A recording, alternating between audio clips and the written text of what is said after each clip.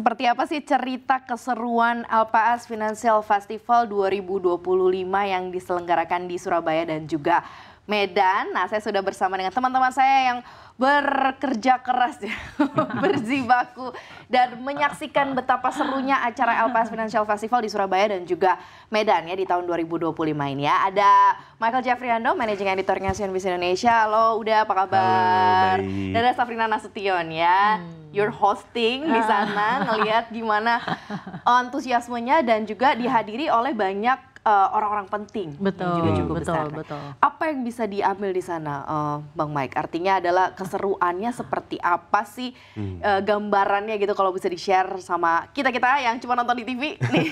So far seperti ini, sejauh ini seperti apa? Iya, kan kita laksanakan di 2 kota ya, Surabaya dan Medan. Surabaya di awal Agustus dan Medan baru aja pekan lalu gitu. Dan memang 2 kota itu sama-sama seru, sama-sama heboh dan animo itu tinggi banget gitu. Di Surabaya memang kita mengkonsep acara ini kan sebenarnya cukup berat gitu ya, cukup berat gitu. Banyak materi-materi yang mungkin bisa dilihat dari secara makroekonomi, bahkan sampai hal-hal yang sifatnya investasi, saham dan lain-lain itu sebenarnya cukup berat. Cuman bersama tim CNBC dan LPS itu kita coba rangkai jadi lebih ringan gitu. Makanya di sana kita juga hadirkan banyak sekali tokoh-tokoh inspiratif, terus ada influencer juga, banyak artis yang memudahkan lah mungkin bagi anak muda atau orang-orang awam supaya bisa paham nih kira-kira tentang literasi keuangan atau perekonomian itu seperti apa gitu.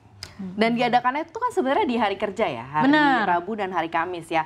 Tapi ternyata kalau kita lihat di main stage ketika kamu hosting gitu di sana itu penuh banget di sana ya. Seperti apa sih rasa hype-nya, antusiasmenya mereka mendengarkan? Padahal kalau di main stage kita sebenarnya menyajikan topik diskusi yang sebenarnya agak cukup bobotnya lumayan untuk orang yang mungkin nggak terlalu relate dengan dunia keuangan agak berat gitu ya. Tapi ternyata antusiasmenya besar sekali nih. Ya, dan kamu banyak mahasiswa dan anak SMA juga ya udah ya. Jadi memang gini loh, yang kita dapat dari sini adalah ternyata pengetahuan tentang keuangan dan literasi itu sebenarnya mutlak gitu loh Maria, harus dilakukan. Tapi memang gimana caranya kita ngedukit para masyarakat, dalam hal ini misalnya mahasiswa, anak SMA dan lain-lain, gimana cara literasi keuangan ini tuh dekat kepada keseharian dia.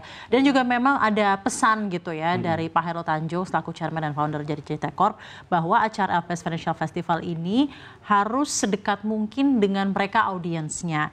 Dan itu kita memang ngebawain gitu ya konten-konten yang isinya makro gitu ya, tentang ya perbankan gitu ya, tentang apa sih pentingnya LPS gitu, apa pentingnya juga nyimpen dana tuh di bank instead of di e-wallet dan lain-lainnya, tapi gimana caranya tetap fun gitu ya. Jadi emang kita tuh ngebawain 2 acara di 2 kota besar ini, mau nularin semangat bahwa sistem keuangan dan sistem perbankan di Indonesia itu oke loh. Ayo dong nabung di perbankan dan jadi bagian dari pertumbuhan ekonomi baik dengan menabung gitu ya.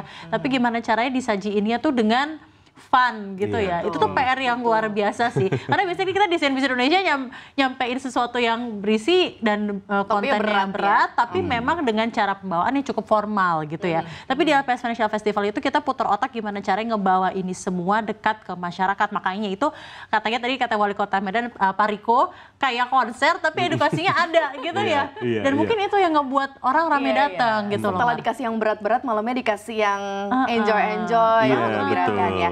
Dan ternyata cukup bisa ter-highlight juga ya bahwa message dari LPS dimana kalau nyimpen uang di bank itu dijamin oleh LPS nih kayaknya juga sesuatu hal yang menjadi message dan tersampaikan gitu. Jadi nggak ada kekhawatiran lagi untuk menabung di bank, nyimpan uang di bank gitu ya.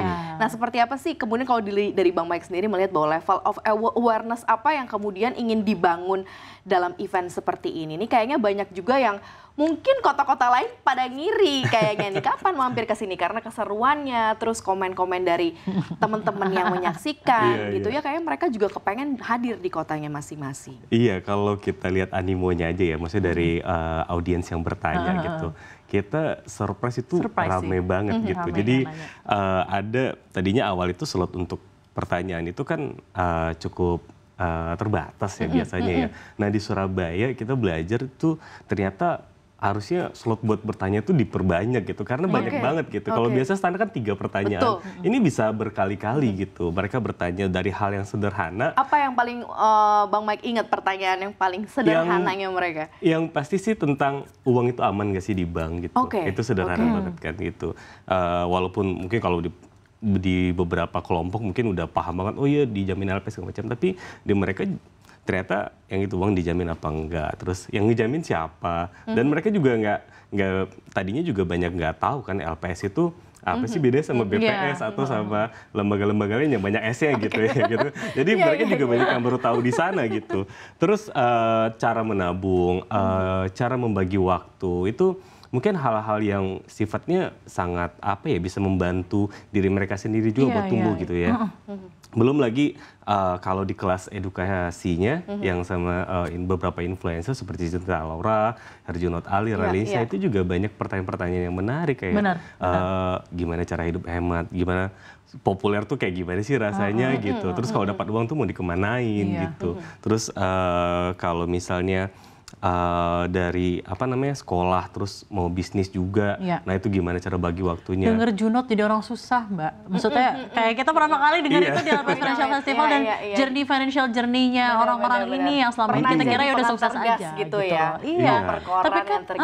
Tapi kan dengan itu kayak ngerasa bahwa ternyata financial journey orang itu bisa, orang ini ternyata juga bisa gue pelajari gitu, kita pelajari gitu ya dengan disiplin menabung, disiplin memiliki cash flow yang baik dan lain-lain. Jadi semakin message-nya itu semakin dekat, ternyata buat mereka itu malah jadi membuat mereka bahwa terbuka gitu bahwa literasi keuangan itu adalah necessity, keharusan gitu. Bukan kayak belajar yang seperti ini biasa kita lihat, tapi ternyata semua orang tuh harus melewati journey financial keuangan. Aku setuju sih soal masalah journey financial keuangan, di mana mereka mulainya dari nol, tapi ketika pada saat sekarang sudah dikasih banyak influence terkait keuangan, akhirnya bisa mungkin berakhirnya bukan kayak Herjunot, bahkan mungkin bisa lebih daripada apa yang nanti belajar investasi juga dan lain-lain gitu ya.